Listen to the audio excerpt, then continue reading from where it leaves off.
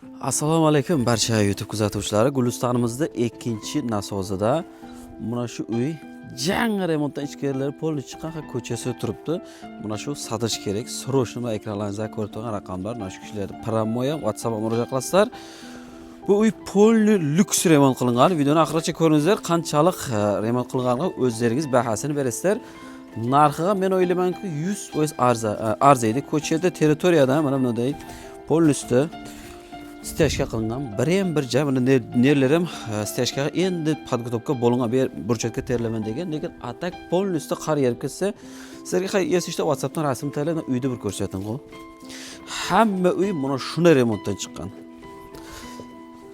Kelinglar.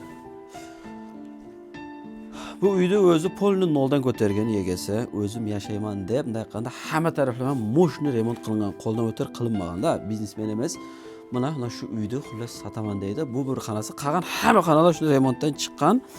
Endi narxiga kelgan bo'lsak, narxi 750 ming samani deydi. Yana albatta muomalasi bor. Zaborlarni ko'rib turibsizlar. Polni usti mana bunday mustahkam betonlangan polni aynalishiga uyning fundamentini qaranglar. Hamma taraflama 100, o'zi shu rasxodni sanasang o'zi 700 ming o'tib ketadi. 700 mingga hech narsa bermaydi hozirgi paytda, lekin mana shu uyni 750 ga lekin beraman deydi. Mana shu uyda kelinglar. Mana nimeniki ko'ryapsizlar? Polnisti qoladi ekan shunday. Mana divani bormi, boshqasi bormi, polnisti qoladi dedi. Mana undan keyin esa mana dushlari. Keling. Dush polni suv bo'lsa bo'ldi. Suv beri постоянно qishinjazin bor. Gulistonda 2-nasozini buni hamma biladi, suv borligini, qishinjazin. Buna remontlar polnisti как положено. Endi bu yoqqa o'tamiz. Mana bu yer kuxnisi. Kuxnisida qanday gazlabga qo'ygan yesishdi. Mana bunaqangi gazlari ham bor. Begaz, bundan issiq suv, sovuq suv, mana ko'rib turibsizlar. Polni komfort remont. Bundan joydigan joy bo'lsa shuncha bo'ladi. Mana patologlari mana biron narsaga materialda jalka qilmasdan mana shuncha qilib ko'targan. Ana endi qolgan xonalardan ko'rsatamiz. Buni srochno sotib beradi. Olgan odam uspet qiladi 750 ming so'm deyapti.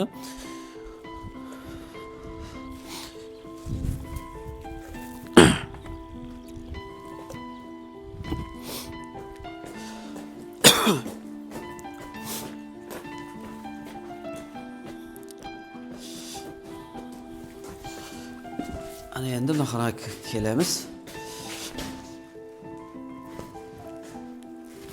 Xo'p, mana kelinglar. Mana qaranglar. Mana dushlari polnisti mana ishdan chiqqan remont как положено. Agarda mana uyda remont qilinsa, materiallar polni olib kelingan, faqat urish kerak, tamom. Bu yer hojatxonasi ekan. Hojatxona ham ishlab turibdi. Mana pardalarigacha, gilemigacha polnisti olib kelingan. Bu uy faqat endi ularni qo'yish qolgan, tamom. Kim kelsa shuni o'zi qo'yib oladi.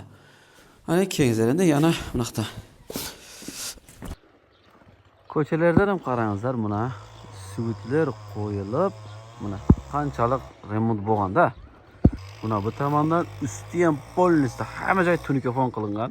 Girdi, endi og'aynilar qarangizlar, girdi mana shunday aynalishiga miner setga taylab polnisti normalni beton qilib, podgotовка qilib, stejga qilingan. Mana nerda yesishda ko'rib turibdi. Girdi aynalishiga. Mana minerga esa burchatga teraman degan plan bo'lgan. Sho'r kelganda ish to'xtab qolgan. Endi hurmatli patishdan shu uyni sotyapti. Shunga bir qo'llab-quvvatlab, like, kommentariy, hamma narsani yozib tarqatib taylaninglar. Shu videoni ustgacha qilib gruppa tarqatib taylaninglar. Odamlar ko'radida kelib mana shu uyni savdosini qilib olib ketadi. Narxni million qo'ysa bo'ladigan uyni biz esa 750 qo'yib o'tiribmiz-da. Mana shuni как положено kimdir olaman desa variant bor, e'tiborlanishingiz uchun kattadan katta rahmat.